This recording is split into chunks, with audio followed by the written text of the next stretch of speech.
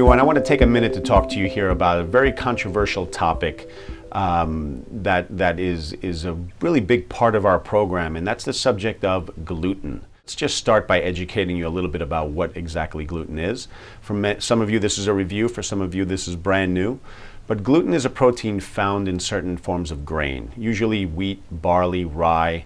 Oats genetically don't have any gluten, but they certainly, in the United States, 99% of the oats are grown on the same farms, using the same machinery, processed in the same plants, stored in the same vessels as wheat, barley, and rye. So oats, for all intents and purposes, are gluten-containing grains as well, unless it specifically says certified gluten-free oats. And even then, I question it. All right, so what's so bad about gluten? Is gluten the evil protein, or is wheat the evil grain? Well, yes, it is. No. One of the controversies surrounding this, and this may be a challenge with the doctors, that your other doctors who are probably wonderful physicians who have nothing but the best intentions for your health. But the way they've been trained is that if you don't have celiac disease, you don't have a problem with gluten. And 2% of the population has celiac disease, and therefore you don't have it, then gluten should be okay for you. And that's not the case. If your immune system is reacting to the gluten molecule, again, it's a protein found in wheat, barley, and rye, and that protein has many different components to it. And usually we can develop an immune reaction to one of those many components.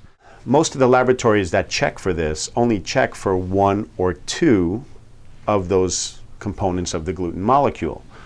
The laboratory that I like to use when I can is a company called Cyrex Labs, where they check for 8 fractions of that protein. No other company even comes close to that. And if that's negative, then, well, we assume that everything is fine. If your gluten antibodies come up positive, but you do not have the other components that classify you as celiac, chances are your doctor will still say, even though you're gluten sensitive, you can eat gluten because you don't have celiac. And celiac disease is where your immune system, because of the presence of gluten, your immune system attacks gluten. It doesn't like gluten to be there. It wants to attack it. But it also sees your intestinal tissue as being something to attack as well. We call that molecular mimicry.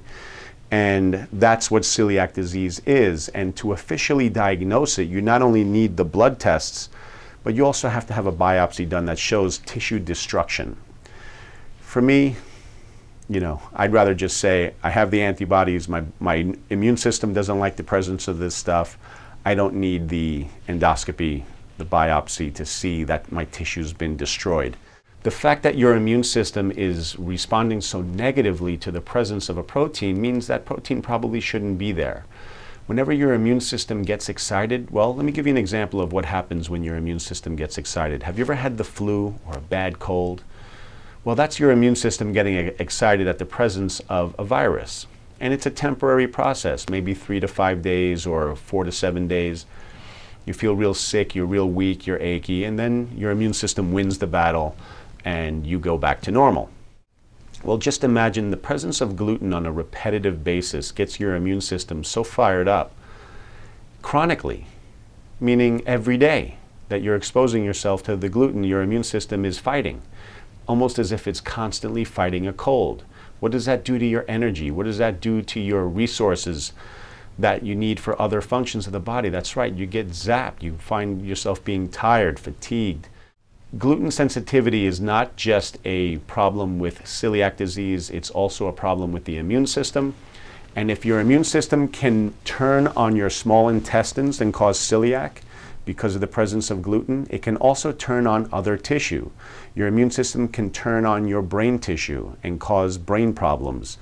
Your immune system can turn on your thyroid and cause thyroid problems. Your immune system can turn on any tissue whenever it's in that heightened state. And if gluten is causing that heightened state, well, then remove it. Get rid of it. And you'll find out if it benefits you at all, especially when we do it during the process that we work with you. Now, many of you will be able to bring gluten back into your diet. Some of you will not. And some of you will just choose to, even though there's no evidence of being gluten sensitive, you may choose to get rid of gluten altogether. There is a common belief system that if you're not sensitive to it now, it's just a matter of time. The reason we believe that is because we're changing the gluten molecule tremendously over time. This is not your grandfather's gluten, is something we say. And the biblical times, the wheat back then was very different from the wheat today. We have genetically modified organisms now. We have massive hybridization. We're altering the genetics, basically the genetics of the wheat molecule or the gluten molecule. We're also changing how we process food. One of the problems with gluten is that we treat wheat as a commodity, kind of like oil. It can sit in a tanker on the ocean for a year and then be brought into port when the prices go up. So the process of what we call deamidation, which is supposed to occur in your gut, occurs outside in either the processing plant or the laboratories. And it's the deamidated gluten or gliadin that we make antibodies to in many cases. Changing the structure of the protein is not just a genetic process, it's not just a process of farming, it's also a process of processing and storage.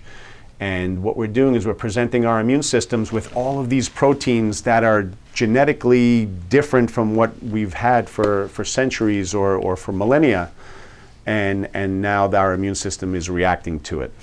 Why are we picking on gluten? Aren't there other proteins in food? And the answer is yes. I have similar concerns about soy. I have similar concerns about corn. Gluten seems to be the most common problem.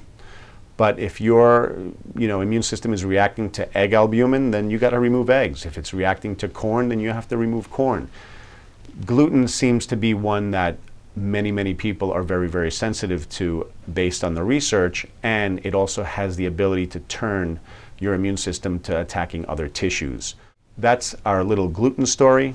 I just wanted to bring that out there because I get a lot of questions about it, and I thought this would be a good time to share that with you.